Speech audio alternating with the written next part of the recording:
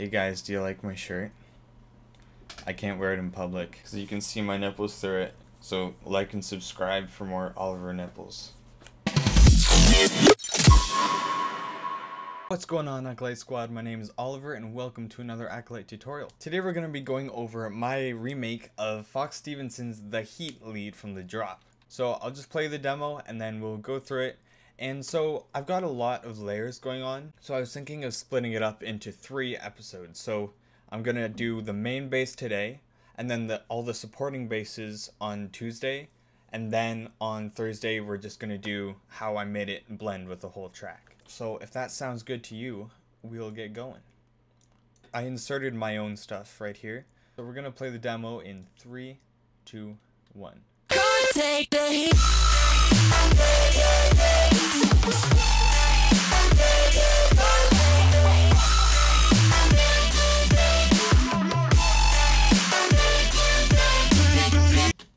Cool. So the sound design is pretty similar for mine. It's just the mixing is a little bit different than his. So yeah, it's pretty close. Not the crazy closest thing I've ever done, but nothing's gonna beat that spaghetti lead, so I've stopped wishing for it. Okay, so this sound, to blend with the actual song, I've actually got 5 different instances of serum going on. So I've got, this is the main sound. That's the main sound, and you can hear that there's not nearly as much vocalness going on. Vocalness, that's a new one. Not as much vocality going on as you can hear in the track.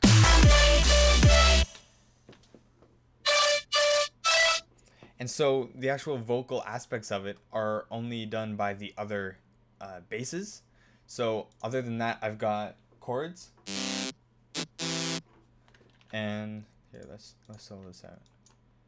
Except for that. And then a bass. And then just a vocal growl. And then a sub bass.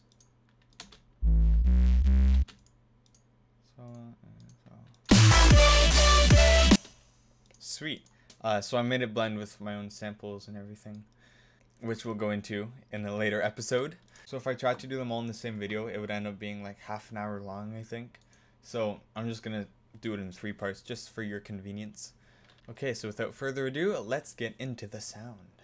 So here it is. I decided to use basic shapes because the sound in the actual song sounds like it was made from more older techniques of sound design.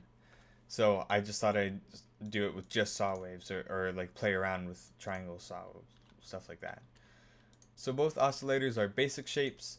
Under analog, basic shapes, the unison is at 7, detune is at 0.06, blend I didn't touch, wavetable position is at 2, sync is at 9.96%, and this is really important because you get totally different tones if you don't do it at exactly this percentage.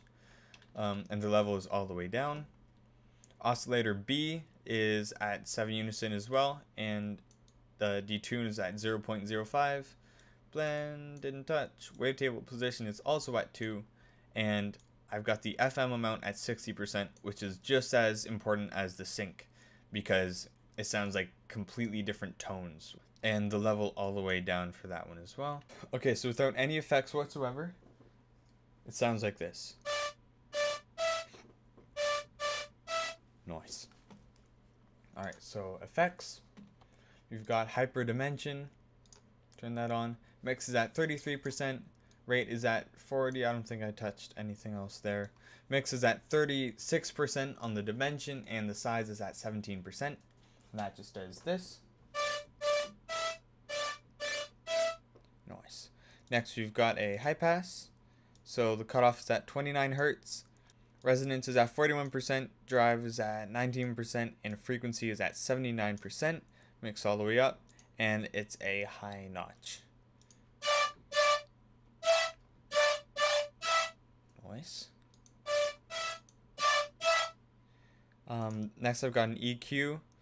So on the second band, we've got frequency is at 2243 Hertz. It's a cutoff. Q is at 31%, and gain is at 1.9 decibels, but that doesn't matter. And it's just adding to the harshness of the impact. Next we got Distortion. So I got a hard clip and drives at 53% and mixes all the way up. So next we got a phaser. Rate is all the way down. Depth is at 24% and frequency is at 65 Hertz. Feed is at 74%. I don't know if I move that or not. And the mix is at 23%. Next is a multiband compressor. So the threshold is at negative 10.2 decibels. The release is at 59.1 milliseconds. Gain is at 0 decibels, and I got multiband checked.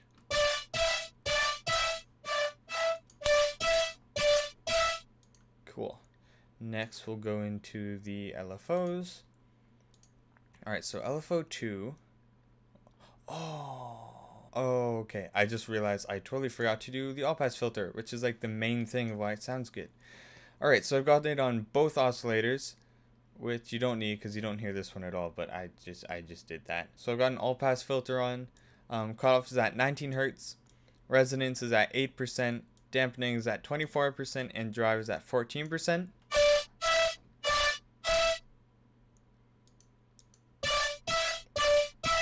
So LFO 2 is modulating 5 knobs. So it's on the high notch cutoff going up 44, and it's on the frequency of the high notch going down 37. It's on the frequency of the second band going up 36. And then on the phaser, the frequency just going up 21, and on the mix of the phaser going up 33.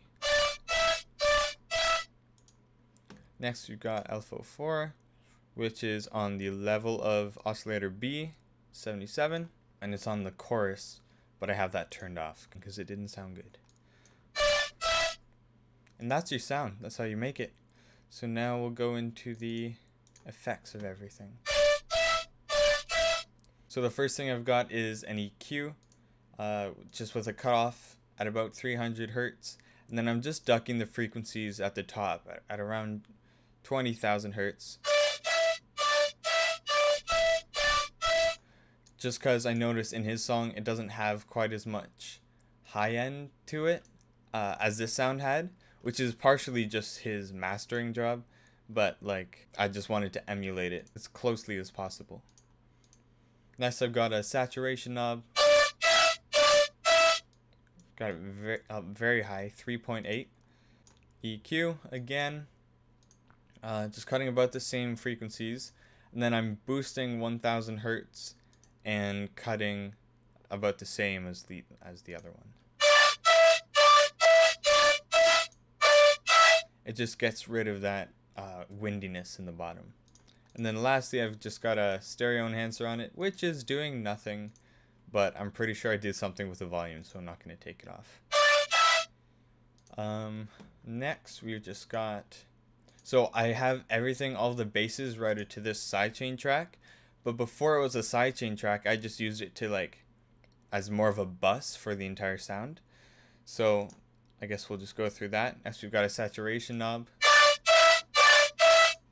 Nice. Now serum effects with a multiband compressor on it and an EQ.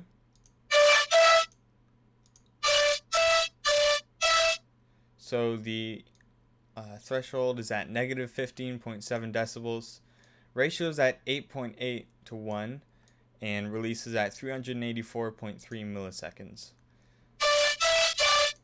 And then the EQ didn't do anything with the first band. Second band is just cutting some of the higher frequencies. So I put the gain down to negative 6.1, Q stayed the same, and frequency is at 12,700 Hertz, and it's a cutoff. Yeah. And last thing I did was just the sidechain. So if we take everything else off.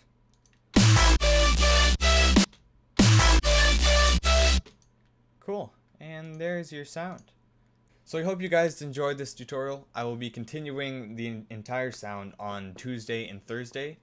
And I'm also going to be doing a live stream on Monday, and I think I might make a habit of that. So send me a friend request on Facebook and you'll get notified whenever I go live. So that's it for the main lead sound of the track. If you want to hear how I made the rest of it, stay tuned and subscribe and you'll get notifications when I post the next 2 videos on Tuesday and Thursday. And I'll also be doing a live stream on Monday night, so tune in for that as well. I'm going to be sharing it to Facebook too, so send me a friend request and you'll get notified when I go live. Anyway, if you guys enjoyed that video, please forget to like and subscribe, and I will see you in the next video.